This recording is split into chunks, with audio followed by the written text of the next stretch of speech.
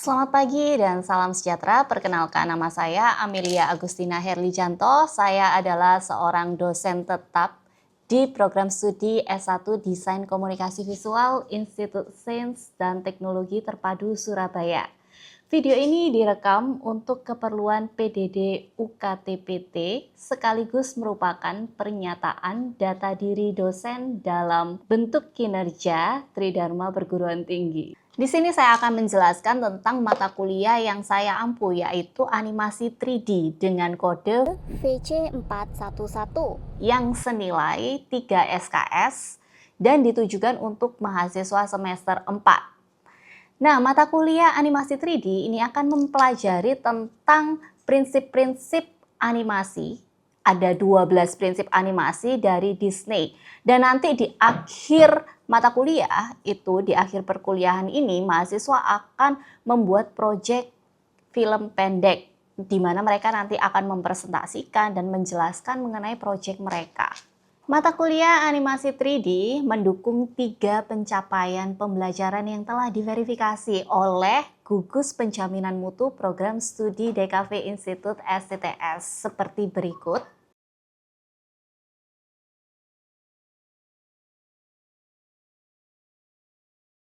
Untuk mendukung CPL tersebut telah ditetapkan 3 capaian pembelajaran mata kuliah, di mana CPMK 1 mahasiswa mampu mengaplikasikan prinsip-prinsip animasi 3D termasuk 12 prinsip animasi dari Disney dalam pergerakan model 3D dengan tepat dan konsisten. CPMK kedua, mahasiswa mampu menerapkan prinsip exaggeration, overlapping action, follow through, serta metode morphing untuk bentuk mulut dan fitur wajah dalam animasi ekspresi dan gerakan karakter. Dan yang terakhir, CPMK ketiga, mahasiswa mampu merencanakan, menganimasikan, dan menghasilkan film animasi pendek yang mengaplikasikan prinsip-prinsip animasi 3D secara kreatif dan berkualitas. Materi 16 minggu ini saya susun secara berjenjang, di mana dalam setiap minggu mahasiswa akan mempelajari 1 hingga 3 prinsip animasi. Dan kemudian di minggu ke-8 mereka akan ada UTS dan di minggu ke-16 UAS. Mata kuliah animasi 3D ini akan diadakan secara luring dan tatap muka di lab komputer yang sudah mendukung perangkat untuk menjalankan Blender. Dan di sini mahasiswa juga akan mengikuti pembelajaran terstruktur, di mana juga ada tugas terstruktur. Jadi setiap kali mereka belajar tentang prinsip, kemudian mereka juga akan memiliki tugas, jadi mengaplikasikan di dalam tugasnya. Karena animasi ini merupakan pembelajaran di mana mereka itu harus mengulang berkali-kali untuk mendapatkan feeling untuk menganimasikan objek yang mati tadi. Dalam mengajar animasi 3D, saya menggunakan 3 pendekatan yang tercantum di dalam RPS. Di mana pertama, itu akan ada ceramah dan diskusi yang berbasis student center learning. Saya tidak hanya menjelaskan prinsip animasi secara teori, tetapi mendorong mahasiswa untuk mengamati dan mendiskusikan. Kedua, lab exercise. Setiap prinsip yang saya jelaskan itu akan langsung dipraktekkan di Blender. Yang ketiga, praktik lapangan berupa observasi. Saya akan meminta mahasiswa mengamati gerakan nyata di sekitar mereka. Contohnya bagaimana bola benar-benar memantul, bagaimana benda itu jatuh, lalu membandingkannya dengan hasil animasi mereka. Ini akan melatih mata mereka sebagai animator. Interaksi saya dengan mahasiswa di dalam mata kuliah ini ada beberapa lapis. Di dalam lab, setelah mendemonstrasikan teknik di layar, saya akan berkeliling dari meja ke meja mahasiswa untuk melihat bagaimana proses mereka bekerja. Nah, di luar jam kuliah, interaksi akan berlanjut melalui e-kelas ISTTS, di mana mahasiswa itu akan mengunggah hasil latihan mereka di sana dan kemudian saya akan memberikan umpan balik. Di e-kelas ini juga saya akan mengupload materi-materi yang sudah saya ajarkan. Dan kemudian yang terakhir, saat presentasi tugas, saya meminta mahasiswa untuk menjelaskan proses kerja mereka. Prinsip animasi mana yang mereka terapkan dan mengapa. Jadi bukan hanya sekedar menampilkan hasil akhir. Untuk sistem penilaian, di sini ada beberapa komponen. Jadi di situ nanti akan ada tugas 1-6 di mana semua totalnya adalah 40%, dan kemudian untuk proyek 30%, untuk UTS 15%, dan untuk UAS 15%. Nah, berikut saya akan menampilkan rekaman di mana proses pembelajaran ini berlangsung. Dan proses pembelajaran ini adalah pertemuan yang kedua di mana mahasiswa akan mempelajari 3 prinsip animasi sekaligus dan mereka akan mempraktekkan untuk membuat bola itu memantul. Oke, selamat siang semuanya. Nah, hari ini kita sampai kepada pertemuan yang kedua di mana kita akan membahas tentang topiknya timing, easing, dan arc. Jadi ini adalah 3 dari 12 prinsip animasi. Nah, minggu lalu kita itu udah membahas tentang perbedaan animasi dan motion. Ada yang masih ingat kira-kira apa ya bedanya?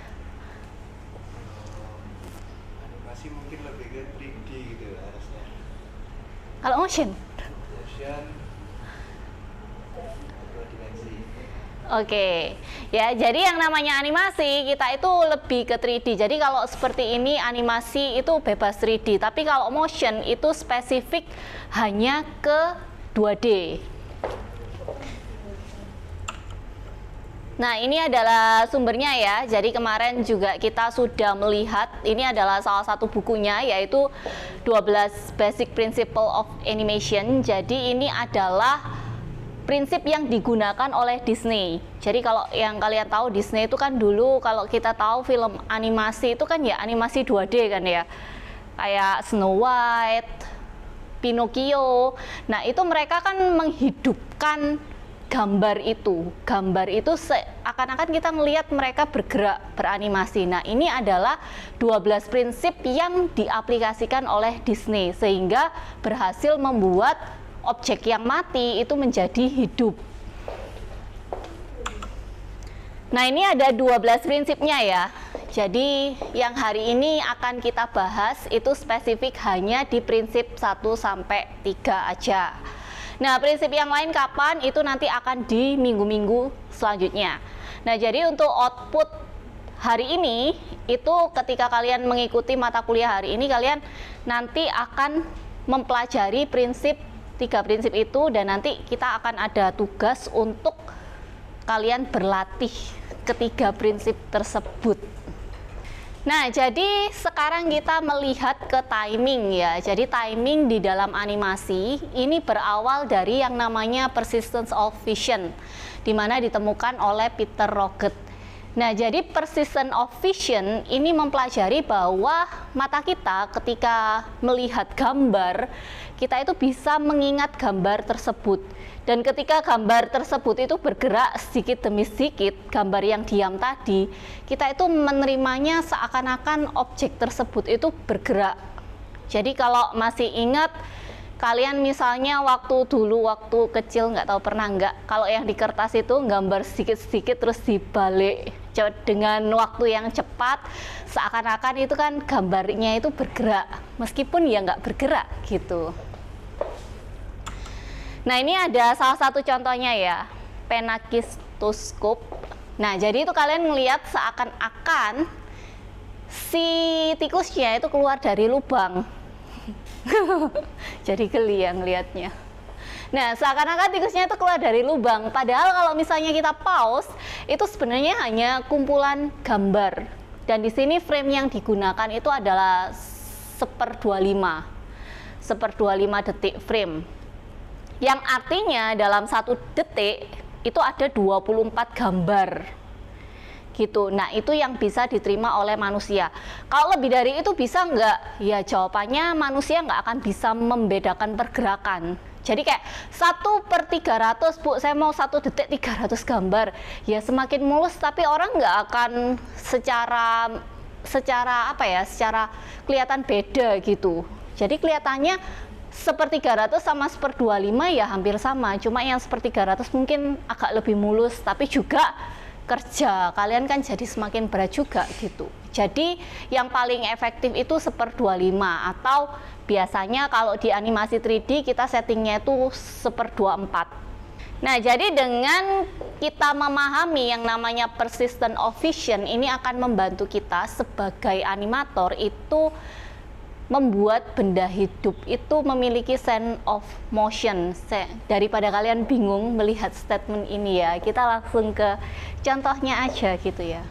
Nah, ini ada timing di dalam animasi yaitu frame per second. Ada orang yang bilang on 2, on 1, on 3, maksudnya apa? Tadi kalau dalam 1 detik itu kan ada 24 gambar kan.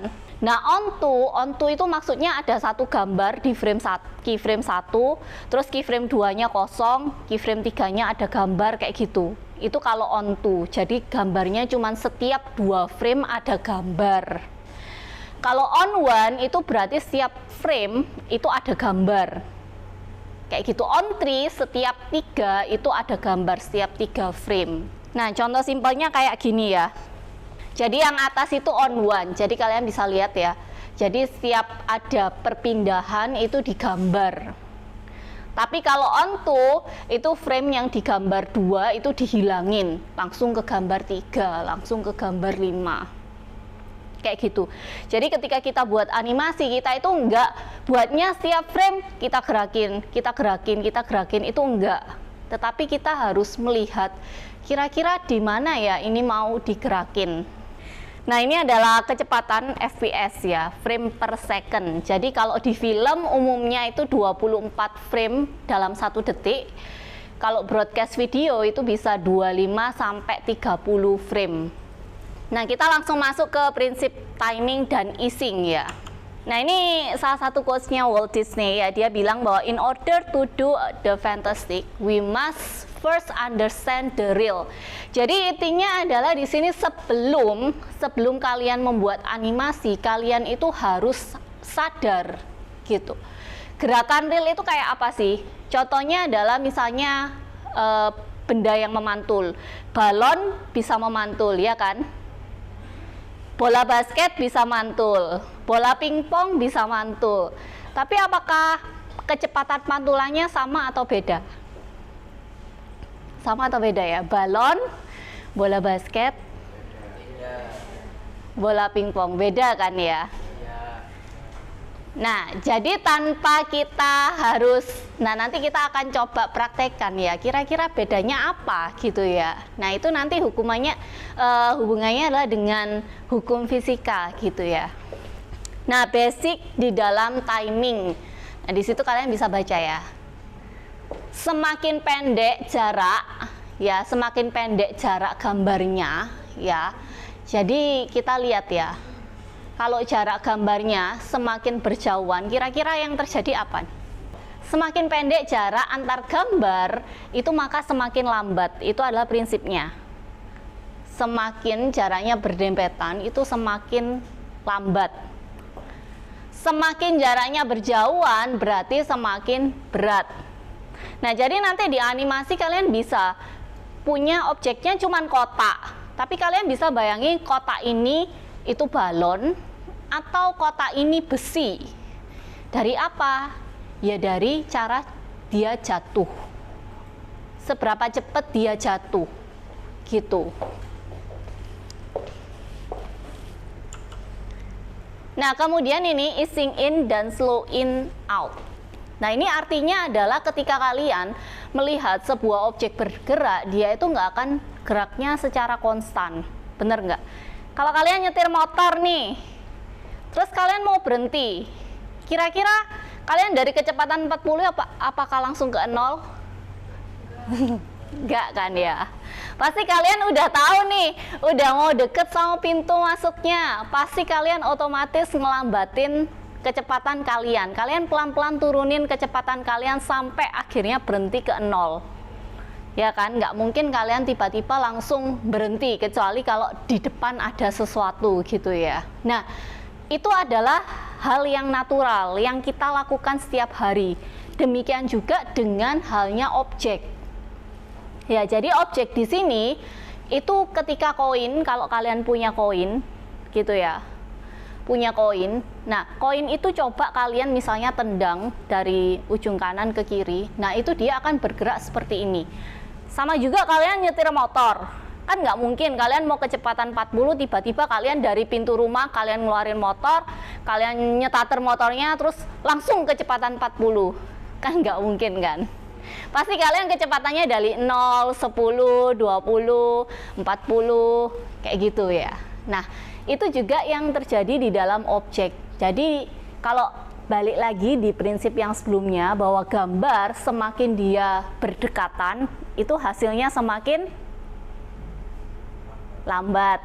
Tetapi dia semakin jauh jarak gambarnya, dia semakin cepat gitu. Nah, ini kita harus memahami hukum gerak. Ada yang masih ingat pelajaran SMA? Sudah lupa ya. Nah, ini adalah hukum geraknya Newton gitu ya. Dia bilang di hukum pertama, hukum Newton, dia bilang bahwa benda itu, sebuah benda itu akan tetap berhenti. Benda itu nggak akan bergerak kalau nggak ada sesuatu yang menggerakkan, ya kan? Jadi sehingga itu kalau kalian malam-malam gitu ya ngerjain tugas, terus misalnya ada gelas di meja kalian, tiba-tiba gelasnya bergerak sendiri, kalian pasti ketakutan, ya kan? Karena apa? Kalian juga nggak deket sama gelasnya juga jauh dari kalian, nggak ada gempa bumi gitu ya. Atau kalian ngerjain tiba-tiba gelas kalian itu bergetar, nah baru kalian akan sadar ini gempa bumi atau enggak ya, gitu kan? Nah, jadi kalian juga pasti tahu kan kalau objek itu akan tetap diem selama dia nggak ada gaya yang menggerakkan. Gitu. Mungkin demikian juga kalian akan tetap diem selama temennya nggak ngajak ngomong gitu ya. Atau selama nggak ada sesuatu yang menarik ya kalian akan tetap diem gitu ya. Nah, kemudian yaitu hukum kedua tentang constant acceleration ya. Jadi ini hubungannya adalah gaya bekerja pada sebuah objek. Jadi objek itu bergerak searah dengan gaya tersebut. Jadi kalau kalian nendang bola ke depan, itu ya bolanya pasti lari ke depan. Nggak mungkin kalian nendang ke depan terus bolanya ke belakang. Kan nggak mungkin. Gitu ya. Nah, jadi terus juga ketika benda itu bergerak, itu juga tergantung dari force yang mereka terima. Semakin besar force-nya, ya semakin bendanya bergerak jauh. Kalau semakin kecil ya bendanya juga akan bergerak tapi juga kecil gitu.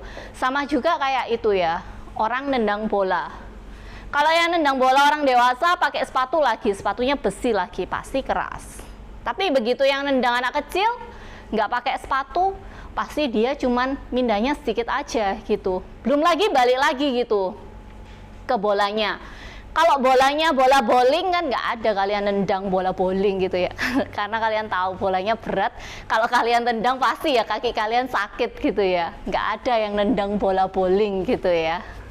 Nah, kemudian hukum yang ketiga, ini equal and opposite action. Jadi setiap aksi itu akan ada reaksi. Jadi setiap kali ada aksi pasti ada reaksi yang berlawanan, yang sama besar. Ya. Jadi contohnya dua bola saling bertabrakan, pasti mereka akan ke arah yang berlawanan. Terus misalnya nih orang buat rudal nih atau bom itu ya. Nah, itu kan biasanya kalau di film-film kartun kalau kalian lihat itu kan pasti yang untuk ngeluncurin cannonnya itu kan pasti berat banget kan. Kalian bisa kebayang kalau yang cannonnya itu ringan banget pasti mencelat atau mungkin pecah gitu ya. Atau mungkin kalau di film kartun zaman dulu kalau kalian lihat pemadam kebakaran bawa selang. Nah, selang pemadam itu kan biasanya tekanan airnya keras kan. Nah, pasti kalau di film kartun dilebih-lebihkan gitu ya. Dia madamin rumah, madamin api, dia juga ikut melayang-layang gitu ya, sama dengan selangnya. Jadi itu selalu ada gerakan yang berlawanan gitu. Nah, kemudian juga ini tentang hukum sebab dan akibat. Ya. Jadi di situ ada gaya yang namanya gaya gravitasi, di mana kalau ada objek jatuh itu pasti ke bawah. Gak mungkin kalian bilang objek jatuh tapi kok melayang ya Bu ya. itu nggak ada. Jadi yang namanya karena ada gaya gravitasi, objek itu selalu dia akan jatuh ke bawah.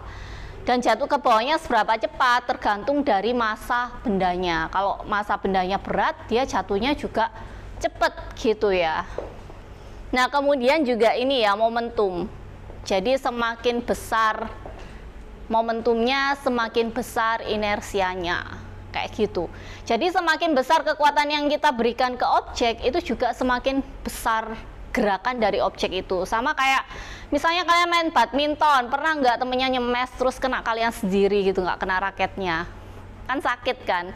Meskipun kita tahu yang namanya kok itu ya ringan gitu ya. Kok itu ringan, cuman sekedar ya cuman dari bulu angsa aja gitu ya. Jadi ringan, tapi ketika dia dikasih kecepatan yang benar-benar cepat, nah ternyata ketika kena itu sakit juga gitu ya. Sama juga kayak ini rudal nembus tembok ya, temboknya hancur gitu ya. Karena apa? Karena dia dikasihin ya gaya yang besar juga, dikasihin momentum yang besar juga. Nah, kemudian selanjutnya ini adalah prinsip arc ya. Pernah tahu prinsip arc kalau kalian lihat? Nah, arc ini adalah gerakan yang melengkung gitu ya, melengkung. Nah, di sini itu dia bilang bahwa ketika kita melengkung, kita membuat gerakan tangan itu pasti ngikutin ada arc-nya. Jadi misalnya bola itu nggak mungkin dia itu kotak, pasti melengkung. Demikian juga kalian ngangkat tangan itu nggak mungkin kalian ngangkat tangan itu kan nggak mungkin dari bawah tangannya terus kalian ngangkat ke sini, kan nggak mungkin kan. Kalau kalian ngangkat tangan ya pasti gini. Ya, jadi sebuah gerakan itu pasti ada flow-nya dan flow-nya itu ngikutin arc. Nah, arc ini akan kelihatan apa kalau misalnya adegan perang, misalnya orangnya bawa senjata, bawa tongkat. Nah, itu akan kelihatan lengkungannya.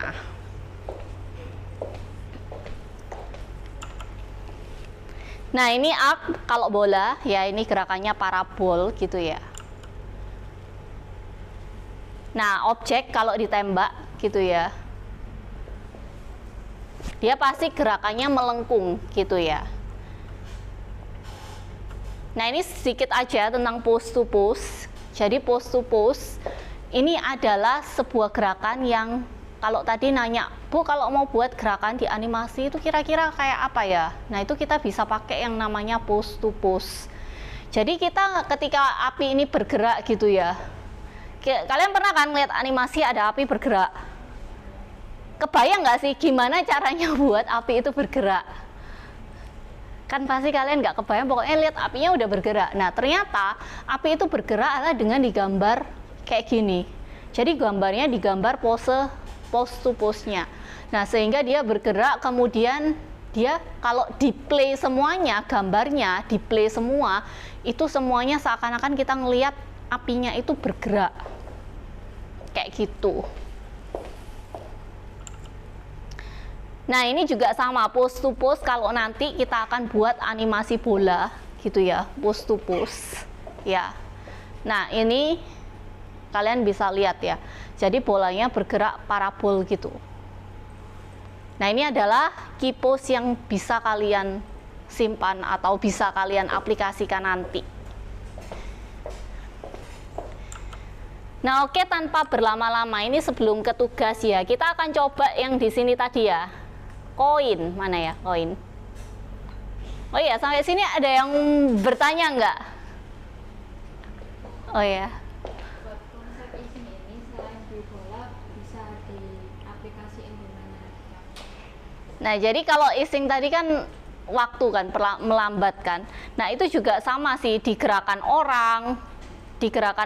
Jadi ketika orang itu misalnya kita lihat kakinya sakit, kalau misalnya kakinya sakit, nah itu juga gerakannya pasti berbeda dibandingin orang normal. Pasti ada yang melambat sedikit waktu, entah dia ngangkat kakinya kayak gitu. Ada lagi? Kalau nggak ada, kita langsung coba praktek ya. Nah, di sini kalian bisa buka Blender kalian gitu ya. Buka Blender kalian. Nah, di bawah ini mungkin kita dulu di Yang pertama, ini mungkin kalian udah tahu ya. Jadi yang di sini itu namanya keyframe. Jadi yang bawah ini keyframe. Jadi tempatnya frame-frame yang kalian buat. Nah, kita coba pindah ya. Di sini objek kalian sudah kelihatan semua ya, ada boxnya ya. Ada boxnya, ini ada panahnya.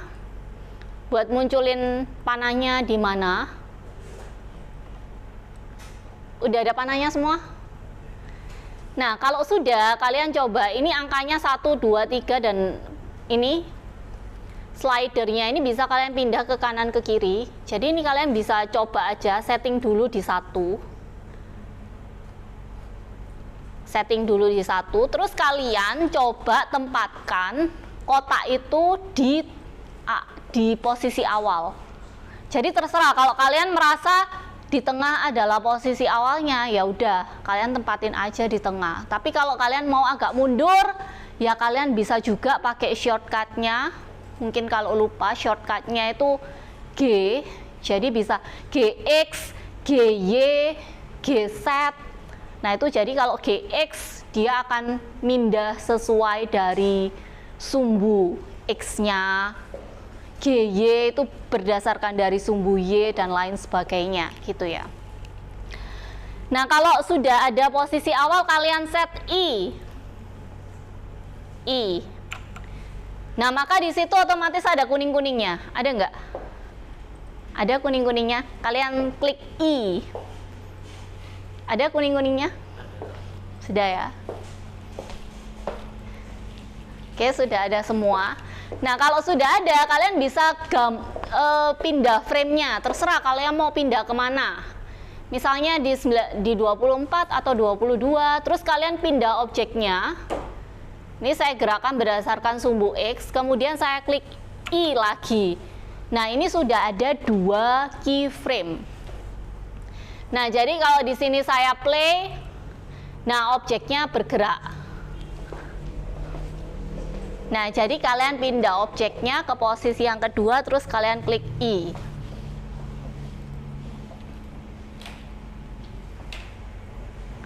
Nah ini kalau misalnya pindah, kalau bisa ngikutin panahnya ya, jadi panahnya yang ditekan. Kalau enggak nanti objeknya akan ya pindahnya random gitu ya. Jadi kalau mau berdasarkan sumbu X, berarti yang panah merahnya. Nah itu kalau udah pindah posisi terus di I lagi. Nah itu sudah pindah ya. Nah kalau sudah, kalian sekarang bisa balikin ke 0 atau di awalnya, kalian bisa play. Nah ini tugasnya ya, jadi kalian akan membuat simple bouncing ball animation ya di Blender. Ya, jadi cuman bola mantul-mantul aja gitu ya. Buat video bola mantul-mantul. Kalian nanti lihat ya bolanya mantul dari ujung situ, terus dia mantul ke lantai, terus nanti melayang lagi.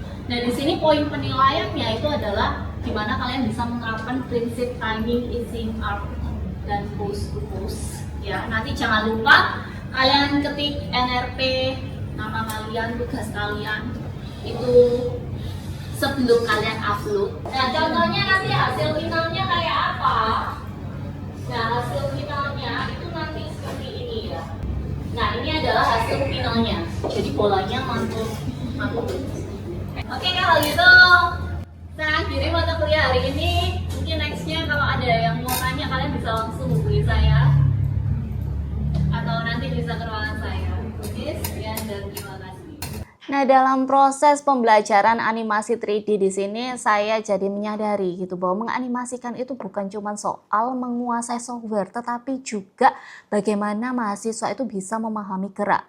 Nah, jadi di sini Blender itu hanyalah alat yang membedakan animasi hidup dari yang kaku, dan kepekaan animator itu yang akan menjadi kunci bagaimana mereka bisa menguasai animasi tersebut.